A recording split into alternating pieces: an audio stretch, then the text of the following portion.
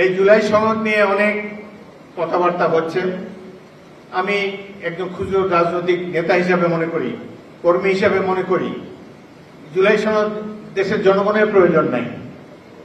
জুলাই সনদ হয়তো কিছু কিছু ব্যক্তি যারা এখানে উপদেষ্টা হয়েছেন, যারা ভবিষ্যতে বাংলাদেশে বসবাস করতে গেলে অনেক প্রশ্নের সম্মুখীন হবে, তাদের জন্য হয়তো এই জুলাই সনদের প্রয়োজন আছে। বাংলাদেশের প্রয়োজন একটি নির্বাচন যেখানে সুষ্ঠু হবে এবং যেখানে একটা জনগণ একটি প্রতিনিধিদের নির্বাচিত করতে পারবে। আমরা আশা করব আগামীতে একটি জাতীয় সংসদ নির্বাচন সুষ্ঠুভাবে সম্পাদিত হবে। এই নির্বাচনে যারা বিজয়ী হবেন, জনগণের প্রতিনিধি হবেন, তারাই জুলাই সনদকে সমর্থন করবেন। আমার দল বিএনপি জুলাই সনদকে সমর্থন করেছে, আমরাও এটি সমর্থন করতে বাধ্য। কিন্তু এটার মধ্যে এমন এমন জিনিস ঢুকাবেন না যেটি নিয়ে আগে আলোচনা হয় নাই, ঐক্যমত কমিশনের মিটিংয়ে আলোচনা হয় নাই, সেসব জিনিসও চূড়ান্ত খসড়ার মধ্যে আমাদের সাথে দেওয়া হয়েছে, যেটি মহাসচিব একটু পরে আপনাদেরকে বলবেন। এই ধরনের সনদের আমাদের প্রয়োজন নাই। আমাদের প্রয়োজন একটা পার্লামেন্ট, যে পার্লামেন্ট আগামী দিনের ভাগ্য নির্ধারণ করবে, যে পার্লামেন্ট এই সনদকেও বাস্তবায়িত করবে এবং আগামী দিনে গণতন্ত্রকে পরিপূর্ণভাবে বিকশিত করতে সক্ষম হবে।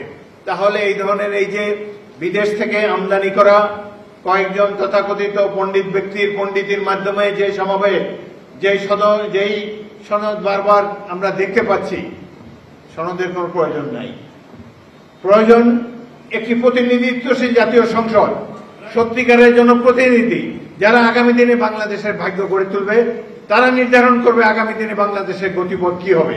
আমরা একটা ভালো নির্বাচন দেখতে চাই, যে নির্বাচনে জনগণের প্রতিনিধিরা বিজয়ী হবে। এই যে পিয়ার নিয়ে কথা হচ্ছে, দেশের জনগণকে জিজ্ঞেস করুন, কেউ পিয়ার চিনিও না, পিয়ার কেউ চায়ও না। আমরা 100 বছর ধরে একজন ব্যক্তিকে নির্বাচিত করে আসছি। তারা ব্যক্তির কাছ থেকে, ভোটারের কাছ থেকে ক্ষমতা তুলে নিয়ে একটা রাজনৈতিক দলের কাছে সমর্পণ করতে চায়। তাহলে জনগণ তো এমনি ক্ষমতাহীন, তাদেরকে আরো ক্ষমতাহীন করতে হচ্ছে।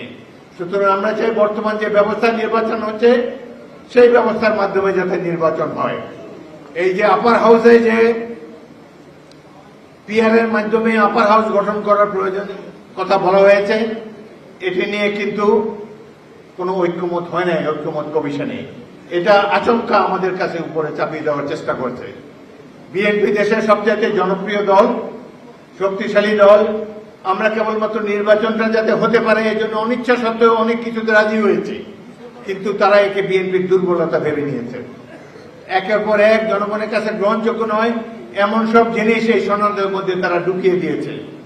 ইনশাল্লাহ সঠিক নির্বাচন হোক, আমরা ইনশাল্লাহ দেখব বাংলাদেশের জন্য করণীয় কি। বাংলাদেশের জনগণের সমর্থন নিয়ে জনগণের প্রতিনিধিরাই তারা নির্ধারণ করবেন আগামী নির্বাচনের পরে। অপেক্ষা করুন সেটার জন্য।